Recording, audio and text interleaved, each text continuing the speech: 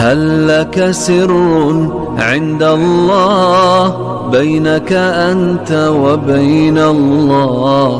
هل لك صدقات تخفى لا يعلمها إلا الله؟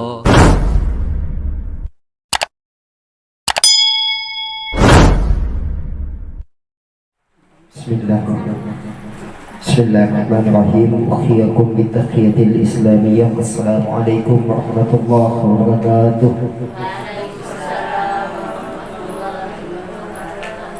الحمد لله رب العالمين، قيم السماوات والأرض، مدبر الخلائق أجمعين، باعث الرسول صلاته وسلامه إلى مكلف لهدايته المبين وشرائع الدين. أما بعد، بسم الله الرحمن الرحيم. أجلوا بالصلاة قبل الفوت وعجلوا بالتوبات قبل الموت. وقال رسول الله صلى الله عليه وسلم أنه قال: إنما الأعمال بالنيات وإنما لكل امرئ ما نوى. Amma ba'du, hadirin kiram, para alim, para ustazah yang kami muliakan dan semoga diridai oleh Allah Subhanahu wa taala, yang tidak dapat kami sebutkan satu persatu namanya, fa insyaallah Allah memuliakan ibu sekalian di dunia maupun akhirat kelak. Amin Allahumma. Untuk kedua kalinya salawat bering salam marilah kita curahkan kepada junjungan baginda Nabi besar kita, Nabiullah Nabiul Karimullah, yakni Nabi Muhammad sallallahu alaihi wasallam. Tidak henti-hentinya kita selaku umatnya baginda Rasulullah senantiasa kita menunjukkan kasih sayangnya kita, pengorbanan beliau kita balas dengan selalu setiap detik kita melafazkan selawat salam kepada baginda Rasulullah dimanapun kita berada. Tetap kewajiban kita selaku umat muslim, kewajiban kita sesuai yang diperintahkan oleh Allah dalam Al-Quran Al-Karim. Tetap kita membaca Allahumma salli ala Sayyidina Muhammad. Ibu-ibu yang dirahmati Allah Subhanahu wa taala, bahkan kita selaku umat muslim senantiasa kita tidak berbuat bakhil kepada Sayyidina Muhammad sallallahu alaihi wasallam. Karena apa? Kita tidak akan memasuki surganya Allah Subhanahu wa taala kalau tidak mendapatkan syafaat baginda Rasulullah. Dengan apa komunikasi kita kepada Rasulullah? Beda dengan hal sekarang.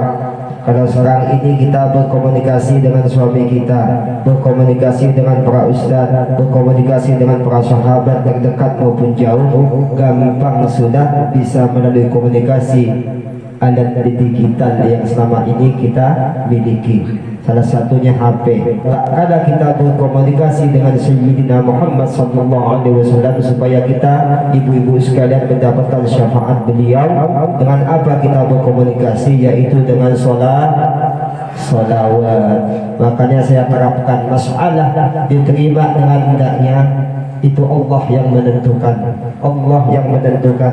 Selagi kita berbuat baik, selagi kita fastabiqul khairat untuk mencintai baginda Rasulullah sallallahu alaihi wasallam, itu harapan kita, Bu.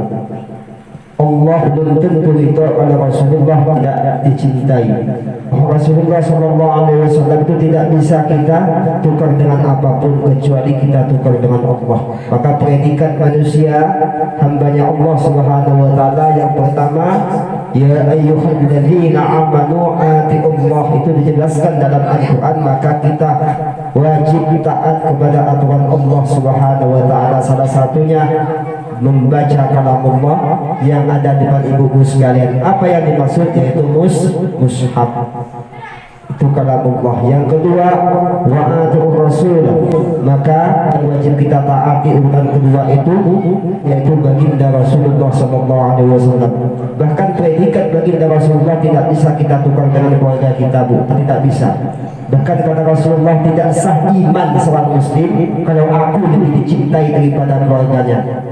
Pertama daripada orang tuanya, kedua daripada suaminya, ketiga daripada anak-anak ibu sekalian. Maka tidak bisa hukum itu dibolak-balik. Tetap Allah utama nomor satu yang harus kita taati sebagai Tuhan semesta alam, sebagai kita hambanya Allah di dunia ini untuk menaati Sang Khalik, yaitu Allah Subhanahu wa Ta'ala.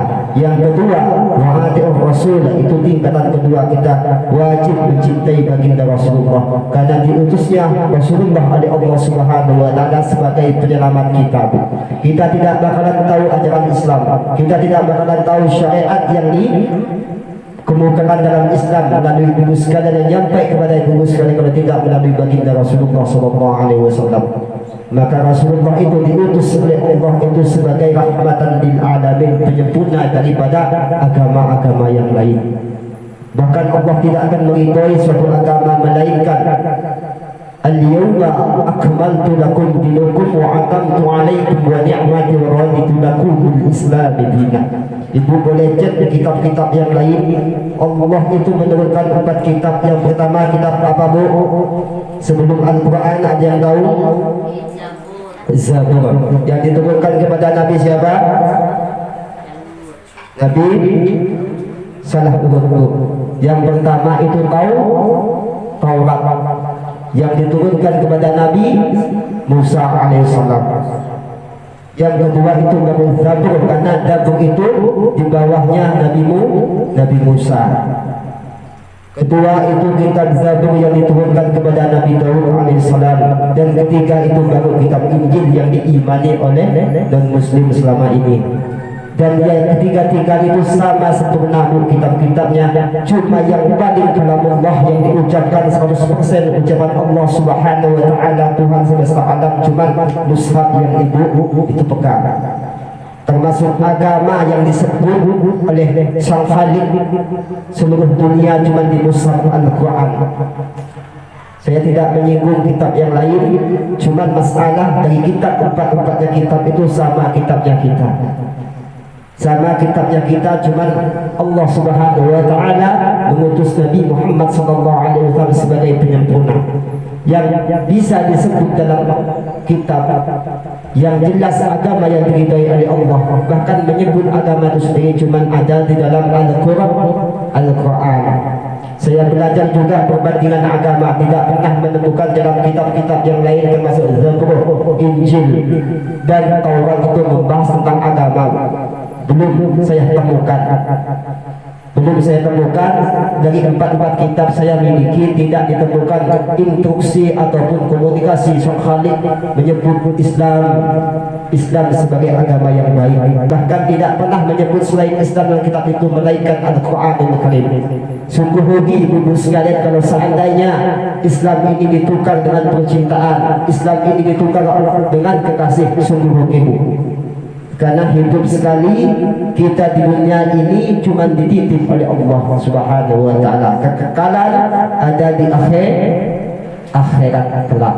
Maka saya sebutkan dari awal, ajjilu bis salati qabla al-fawt. Ada yang tahu maknanya? Ada yang tahu? Biasa itu ada di setelah azan subuh, ada suatu kalimat yang mengatakan ajjilu bis salati qabla al-fawt. Ada yang tahu ibu sekalian? Ajjilu bis salati qabla al-fawt. Salatlah sebelum terlambat dan bertaubatlah sebelum mati. Ajjilu bis salati qabla al-fawt, sebelum terlambat. Wa ajjilu bi taubati, dan bertaubatlah ibu sekalian termasuk hamba Allah di muka bumi ini sebelum mati.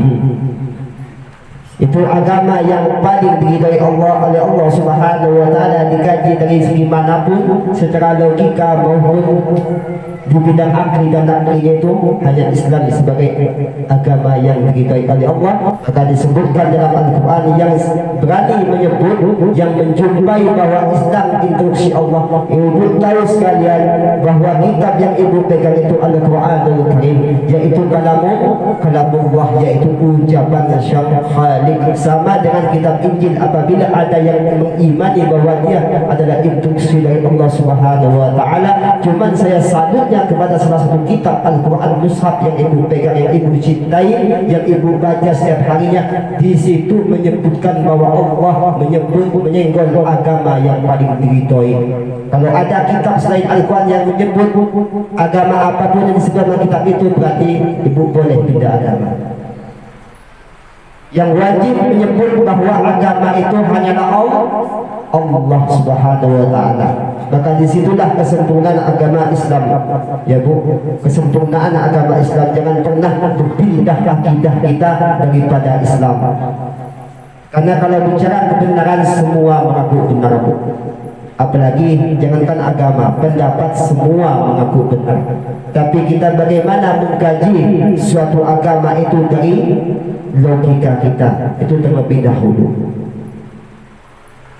Kalau sudah agama yang diresmikan, berarti otomatis ada instruksi langsung dari Allah Subhanahu wa Ta'ala. Maka di situ yang pertama itu salat yang diperintahkan oleh Allah Subhanahu wa Ta'ala.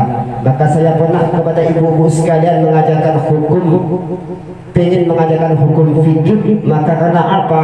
Yang pertama Allah mengutus Nabi Muhammad SAW. Ada yang tahu pertama Allah mengutus dengan cara apa? Kepada baginda Rasulullah SAW di muka bumi ini. Yang pertama yaitu tentang akhlakul karimah. Innamal bu'ithu liutamima makarimal akhlak, kata baginda Rasulullah SAW. Sesungguhnya aku diutus oleh Allah Subhanahu wa Ta'ala ke muka bumi ini ialah menyempurnakan akhlakul karimah. Kenapa demikian? Kenapa? Ayo coba katakan dulu sekalian. Tidak bisa kita menjadi seorang muslim yang baik sementara akhlaknya tidak baik. Dalam hukum fikih itu menjelaskan bahwa yang pertama untuk mengenal syariat itu rukun Islam. Ada berapa, Bu? Ada 5. Yang pertama mengucapkan 2 kalimat syahadat. Yang kedua baru melaksanakan sholat 5 waktu. Yang ketiga puasa, keempat zakat, yang kelima haji. Maka rukun Islam yang kelima terlebih dahulu kita kenali. Kenapa Allah Subhanahu wa Ta'ala mengutus di dalam suatu hadis tadi yang saya sebutkan, innamal bu'itsu liutamima makarimal akhlak. Yang pertama yang diutus oleh Allah Nabi itu menyempurnakan akhlak. Maka tidak bisa kita membaca sepotong-sepotong seperti itu. Maka kita harus tahu sejarah baginda Rasulullah. Rasulullah itu diutus ketika memiliki kepada umatnya itu sebelumnya 13 tahun. Rasulullah itu menanamkan iman dan takwa terlebih dahulu di kota Mekah. Maka syarat yang paling mutlak untuk menjadi seorang muslim itu mengenali terhadap hukum Islam. Dan di sini timbul pertanyaan lagi. Maka kalau kita membaca hukum Islam itu ada 5, selesai. Tapi kalau seandainya kita ada yang bertanya, bahkan kita canggung, kenapa Allah Subhanahu wa Ta'ala tidak mengutus kita untuk melakukan sholat terlebih dahulu? Bahkan ketika hamba Allah meninggal dunia, umatnya baginda Rasulullah tutup usia, yang azab yang paling utama itu bukan syahadat, tapi sholat. Dari amalan yang lain, azab yang paling utama yaitu sholat yang diazab oleh Allah Subhanahu wa Ta'ala. Kalau sholatnya baik, insya Allah semuanya baik. Tapi sholat sendiri belum tentu ibu sekalian bisa khusyuk mungkin, ya. Tidak bisa menjadi satu jaminan yang mutlak bahwa sholat kita bakalan diterima oleh Allah. Hanya Allah yang tahu.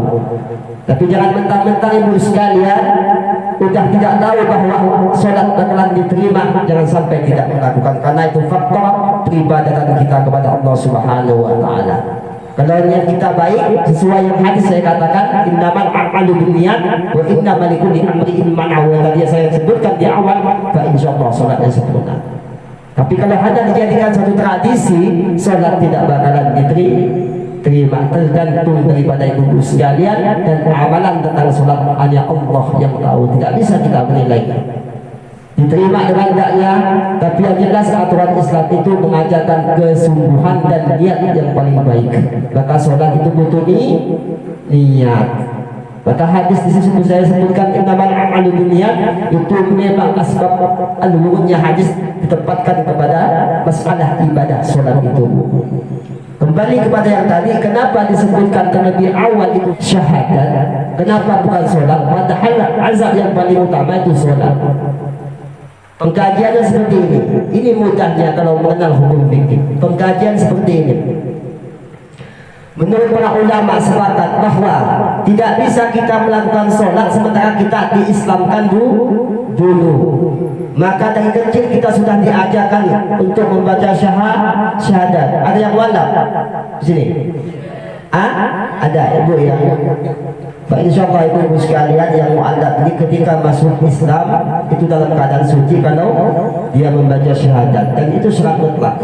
Tidak ada kelakuan untuk masuk Islam itu tidak melalui syahadat, pasti melalui syahadat. Ayat itu butuh saksi. Karena ketika dari non-muslim masuk Islam, dosa yang lama ditinggalkan, dihapus, normal kepada amalan-amalan terbaru. Fa insyaallah saya doakan bagian yang mu'allaf itu masuk surga ya Allah Subhanahu wa taala. Amin Allahumma amin. Dan semuanya ibu sekalian yang muslim, karena kata baginda Rasulullah SAW, selagi umatku dalam keadaan muslim, semuanya bakalan masuk surga ya Allah Subhanahu wa taala. Dengan satu catatan, tidak ada seorang Allah itu bisa menebus dosa seorang hambanya, tidak bisa diterima akal semacam itu. Karena apa? Kalau prioritas semacam itu, berarti Allah ini, Tuhan ini lebih pintar polisi dibanding Tuhan.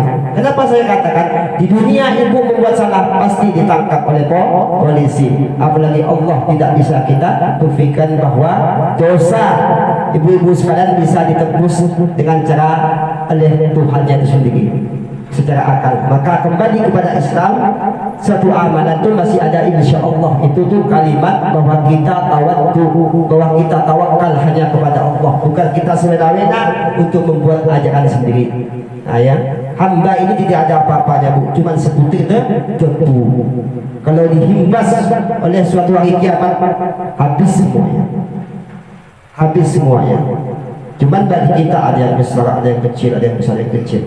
Tapi bagi Allah Subhanahu wa taala kita debu, karena kita diciptakan oleh segumpal tanah. Kembali kepada hukum fikihnya, tidak bisa kita melakukan sholat. Jangankan kita melakukan, di awal sholat saja kita sudah dihadasi dengan hadas kecil. Maka lakukan dulu kalimat dua penyaksian kita bahwa tiada Tuhan selain Allah dan Muhammad adalah utusan Allah, baru dinyatakan boleh kita melakukan sholat 5 waktu. Disitulah urutan yang betul dalam syariat. Maka Al-Quran kita pahami, baca Al-Quran tapi belum tahu isi di dalamnya bu. Kalau tanpa ilmu hadis, tanpa ilmu fikih, tanpa ilmu tafsir, tidak bakalan tahu isi di dalamnya. Tetap kita mendapatkan amalan dari bacaan itu, tapi sesungguhnya, maka saya katakan ibu sekalian, ketika di majelis ta'lim kita membaca itu sudah berapa amalnya? Khairukum man ta'allama al-Quran, dijelaskan di situ. Tidak satu amalan yang paling baik melainkan membaca Al-Quran. Tapi lebih baik juga tak karena kita santai di rumah dengan keadaan memiliki wudu sambil buka Al-Quran, sambil tengok maknanya. Fa insyaallah semua landasan hukum, semua kaki kita bakalan ada di dalam Al-Quran itu. Lebih menguatkan iman kita. Makanya perlu ilmu tafsir di situ, perlu ilmu yang namanya pendapat ulama yang tertera dalam hukum fikih. Maka itu perlu. Maka habis kita melakukan syahadat, 2 kalimat syahadat, baru kita melaksanakan sholat. Saya ambil dasar ini dari awal hukum fikih. Bahkan lebih ada awalnya lagi, nanti saya senggol. Yang ketiga baru kita melaksanakan zakat, baru 4 puasa dan haji bagi yang mampu. Itu diingatkan oleh Allah, yang mampu, bukan sekedar yang mampu.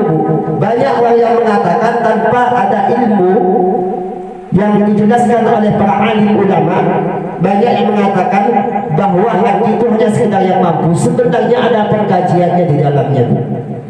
Batasan mana yang tidak mampu kecuali fakir. Ketika kita mampu membeli mobil, ketika kita mampu membeli motor, 2 buah motor, tidak mampukah kita berjihad di jalan Allah untuk meninjak tanah suci itu? Kalau dikatakan sudah tidak mampu, beli motor 2 putih, beli mobil seandainya mampu. Jangankan tak mampu kita haji, insya Allah ambil yang rendahnya kita mampu, yaitu umrah. Itu ada batasannya. Jangankan untuk haji, masalah sedekah zakat itu banyak pecahannya. Dari zakat fitrah, dari zakat amal. Dari mana kita mengetahui hukum itu? Tidak lain caranya, tidak lain. Bahkan kita memahami Al-Quran tidak bisa kita untuk memahami dengan olah pemikiran kita, melainkan ada penjelas di situ, yaitu para ulama. Di mana? Di hukum fikih. Apapun tetap lari ke hukum fikih. Karena tidak bakalan tahu syariat yang disampaikan oleh Allah kepada Nabi Muhammad. Kita ini berapa abad tahunnya setelah wafatnya Nabi Muhammad, baru berapa tahun baru kita hadir di dunia. Kapan yang bertemu Nabi Muhammad kita kalau tidak melalui cerita yang disampaikan oleh para alim ulama yang tercantum dalam suatu kitab? Maka yang pertama itu Al-Quran, yang kedua hadis. Di situ di mana kita memahaminya? Maka melalui para ulama yang disebut guru. Coba ibu sekalian baca buku, baca Al-Quran. Ibu artikan, bisa paham tak? Ngaji tanpa guru bakalan tidak paham. Begitupun dengan memahami suatu ajaran syariat. Maka ada aliran yang mengatakan seperti ini.